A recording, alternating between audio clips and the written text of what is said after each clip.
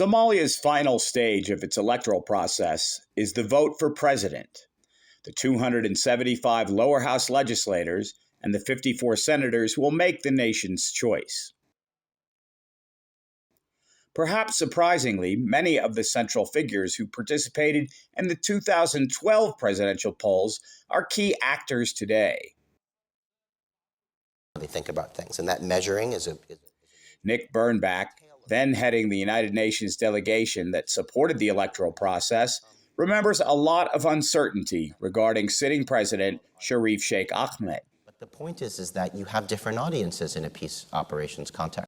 Sheikh Sharif had a varied and storied career in Somalia as a politician already by that time, from the Islamic Courts Union to more recent days.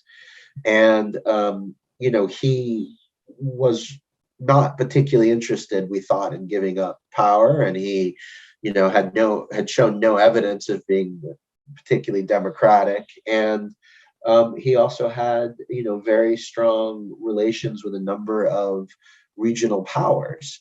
And so there was a real sense that this was going to be an issue for us, that even if we managed to pull off this vote, that, there was no guarantee that Sheikh Sharif was going to accept it. And indeed, there was no guarantee, there was no precedent, right? That because there hadn't been a peaceful transfer of power in a long time in Somalia, if ever.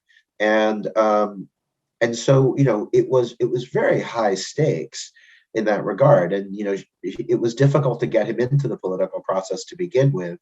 And then, once it looked like there was the possibility that he might not actually win, there was no guarantee that he was going to respect the outcome of the decision. Many anticipate that Sheikh Sharif will again be a top contender, but also could be a kingmaker by throwing his support behind another candidate. Current President Mohamed Farmajo had been the prime minister before 2012. Many saw him as being sacrificed to get a one-year extension for polls. By the time the presidential vote was held, he wasn't even in Somalia. Farmajo had been a politician in power previously, but at that point, he was sidelined. He was, I think he was out of the country, and every once in a while his name would pop up in something. But for the most part, he was the guy that used to be around, not the person who was considered really a player in contemporary Somali politics.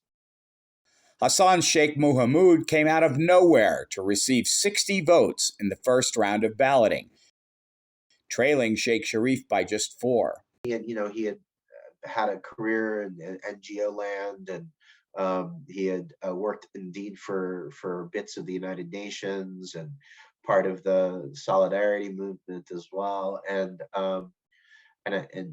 other international organization type stuff. And was well respected and thought, and people knew who he was, but he wasn't really considered a major player in Somalia. One of the elders came to me and he said, "Look, Prime Minister." He remembers Farmajo's successor, Prime Minister Abdiweli Mohammed Ali, saying to keep an eye on Hassan Sheikh. Not only for the mail. He came out of essentially nowhere either. He had been as I recall, he'd been an associate professor of economics at Niagara State University in upstate New York, and then got a phone call basically saying, "Are you interested in coming and being the prime minister?" And he expressed some measure of surprise in that regard, as I recall. But he was, he had played a very important role in bringing together differing groups, and he stayed afterwards, and he became the head of one of the regional entities afterwards, as I recall. Indeed, in 2014, he was chosen as Puntland's 5th president. But Hassan Sheikh became the federal president in 2012, winning with 190 votes in the second round to the incumbent's 79. The surprise pleased many international partners. He is, once again, a serious contender. ADN TV will continue to report on developments as Somalia completes its national elections.